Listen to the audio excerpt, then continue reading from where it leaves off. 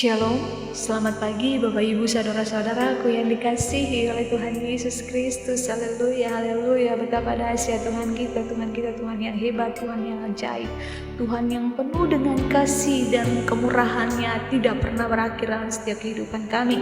Kita semua, mari Bapak Ibu, di pagi ini saya menyapa Bapak Ibu semua dalam program bertumbuh dan berbuah. Hanya karena kemurahan Tuhan kita boleh ada di hari ini. Setiap hari rahmat Tuhan, kasih setia Tuhan selalu baru. Dan kita semua menikmati karya-karya Tuhan yang luar biasa. Dan mari di pagi ini dalam program bertumbuh dan berbuah, saya menyapa Bapak Ibu semua. Mari kita semakin hari semakin peka akan suara Tuhan. Bukan hanya itu, kita semakin hari dimampukan oleh Roh-Nya yang kudus untuk kita melakukan apa yang menjadi kehendak Tuhan dalam setiap kehidupan kita. Untuk itu Bapak Ibu, sebelum kita mendengarkan sabda kebenaran firman Tuhan, saya mengajak Bapak Ibu semua kita bersatu, kita satu di dalam doa. Mari kita berdoa. Bapa yang baik, Engkau Allah yang sangat luar biasa. Engkau Allah Immanuel, Allah yang tidak pernah berhenti untuk menyertai setiap kehidupan anak-anak-Mu. Terima kasih Tuhan untuk kasih setia-Mu di pagi ini. Kami boleh ada kembali dan kami boleh kembali dalam program bertumbuh dan berbuah untuk dikuatkan, untuk diteguhkan oleh firman-Mu, untuk ditegur oleh firman-Mu, kebenaran firman-Mu. Biarlah benih firman Tuhan ini Tuhan, dia tidak berlalu dengan sia-sia, tapi dia tertanam dalam hati batin setiap kami yang mendengar, dan kami dimampukan oleh Roh-Mu yang kudus untuk melakukan apa yang menjadi kehendak-Mu. Terima kasih Allah yang hidup. Kami berdoa dan menyerahkan seluruh kehidupan kami. Berfirmanlah Bapa, karena kami siap untuk mendengar apa yang menjadi kehendak-Mu. Haleluya, amin. Bapak Ibu saudara-saudaraku yang kekasih, yang diberkati oleh Tuhan Yesus Kristus, Injil kebenaran yang mau saya sampaikan ini dengan tema mengendalikan nafsu-nafsu dunia. Dalam 2 Petrus 1 ayat 5 sampai ayatnya yang ke-7. Di situ apa dikatakan? Tambahkan pengetahuan, yaitu penguasaan diri. Dan ini kelihatan di ayatnya yang ke-6. Saudara-saudaraku yang kekasih dalam Tuhan Yesus Kristus, semua ini harus bertumbuh, bertambah-tambah dalam kehidupan rohani kita, di dalam perjalanan iman saudara dan saya. Ini adalah paket yang tidak bisa dipisahkan. Berani tetapi harus memiliki pengetahuan, supaya beraninya itu terarah, beraninya itu jelas, pengetahuan tentang firman harga mati, dan pengetahuan-pengetahuan lain juga. Jadi saya mengatakan kepada saudara, tambahkan kepada iman, keberanianmu, pengetahuan. Saya juga harus melakukannya. Sampai hari ini, bahkan sampai masuk kubur pun ada hal yang belum kita ketahui, karena tidak ada pengajaran yang sempurna ya Bapak Ibu. Tidak ada pendeta atau hamba Tuhan yang punya pengetahuan lengkap semua. Saya yakin tidak ada. Nah kekasih Tuhan, tambahkan kepada imanmu penguasaan diri, tambahkan kepada pengetahuanmu keberanian penguasaan diri. Pintar bagus, self controlnya juga harus mantap, pengendalian diri juga harus mantap. Kata penguasaan diri di sini apa saudara-saudara? Dia pakai kata yang Yunani yaitu ekretia. Nah ekretia ini saudara-saudara semacam sesuatu pemerintahan dalam diri, sekaligus pertahanan dalam diri saudara dan saya, dalam usaha mengendalikan nafsu dan emosi kita. Orang Kristen hamba Tuhan atau pendeta pintar, dia pintar ngomong firman, pintar khotbah, dia punya iman luar biasa, doakan orang-orang sembuh. Tapi kalau emosinya tidak bisa dikendalikan, nafsunya tidak bisa dikendalikan, ini tidak lengkap. Ini tidak sedikit orang bisa menjadi batu sandungan dan bisa menjadi alat setan. Hanya gara-gara apa? Tidak memiliki kriteria ini, pengendalian diri. Jadi ini juga semacam benteng pertahanan juga bagi saudara dan saya sebagai orang Kristen. Pengetahuan kita sia-sia kalau emosi yang meledak-ledak, tidak bisa tahan marah, atau nafsu ini bicara apa? Luas. Sebanyak poin ini banyak. Bisa nafsu harta atau pangkat, kedudukan, nafsu yang makan yang suka kategori rakus, serakah, atau bisa juga tidak bisa mengendalikan diri dalam nafsu seks. Dan ini penting sekali saudara-saudara. Makanya Petrus dipimpin oleh Roh. Dia bilang apa? Tambahkan kepada pengetahuan ekretia, pengendalian diri atau penguasaan diri. Untuk melihat hari depan yang cemerlang, kita harus belajar menguasai diri, Bapak Ibu, saudara-saudaraku. Di salah satu dari buah roh itu apa? Pengendalian diri. Mengapa kita harus mengendalikan diri kita? Supaya yang pertama apa? Kita tidak melukai. Saat kita marah, lebih baik tidak usah bicara, karena keputusan yang kita ambil pasti salah.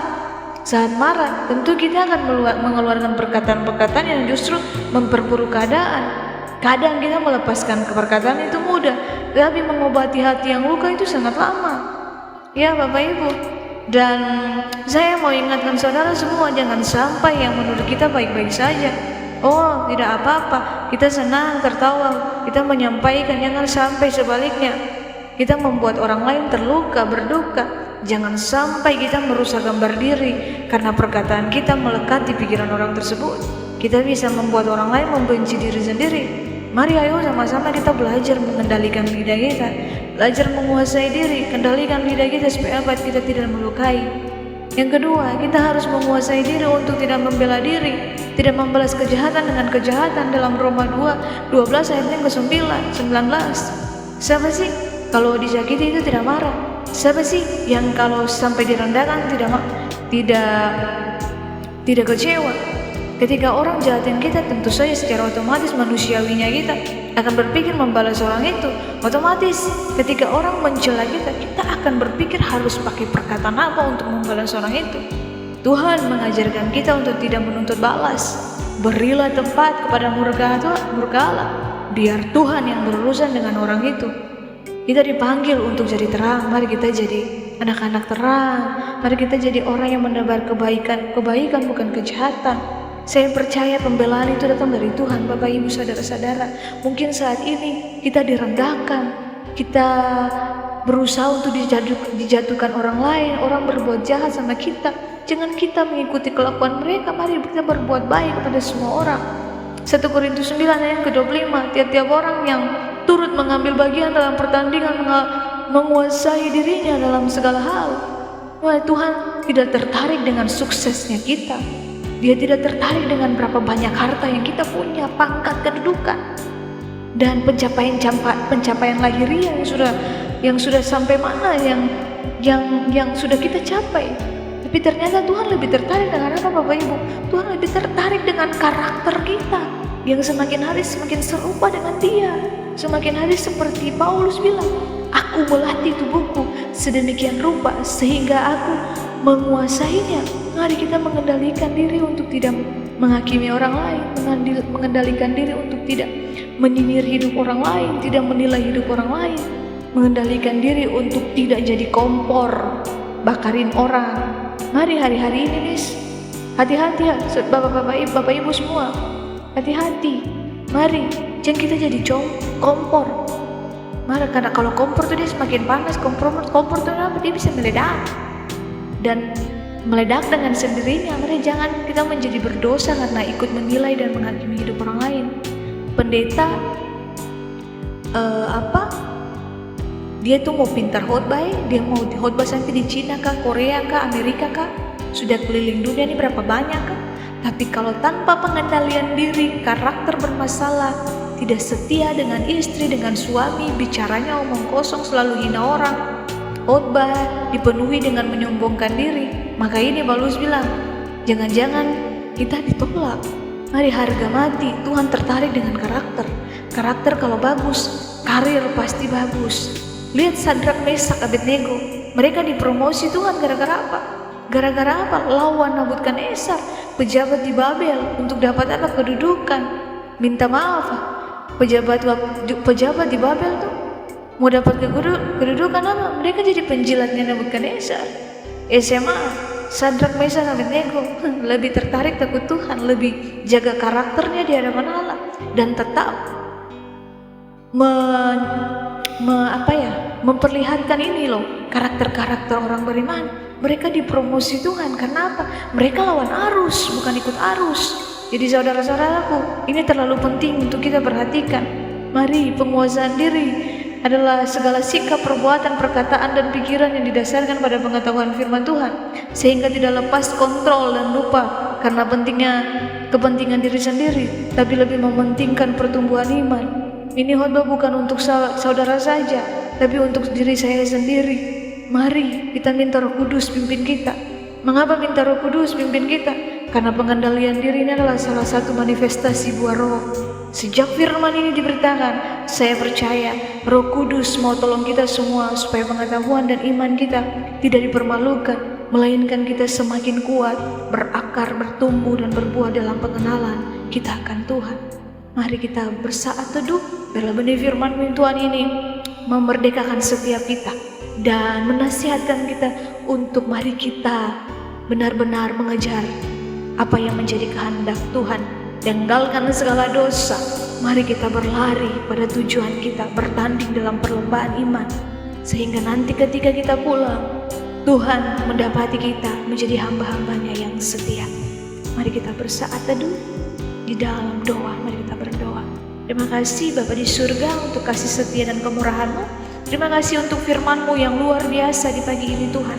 Kami dikuatkan, kami diingatkan, kami ditegur oleh kebenaran firman-Mu untuk kami dapat mengendalikan diri kami dari nafsu-nafsu dunia ini. Karena salah satu manifestasi buah roh yaitu penguasaan diri. Kami tidak bisa melakukan apa-apa tanpa tuntunan Roh-Mu yang kudus. Kami butuh Engkau Tuhan, sehingga perjalanan kehidupan kami diberkati oleh Engkau. Kami dikuasai oleh Roh-Mu yang kudus, sehingga apapun yang kami lakukan, kami benar-benar berjalan dalam tuntunan-Mu.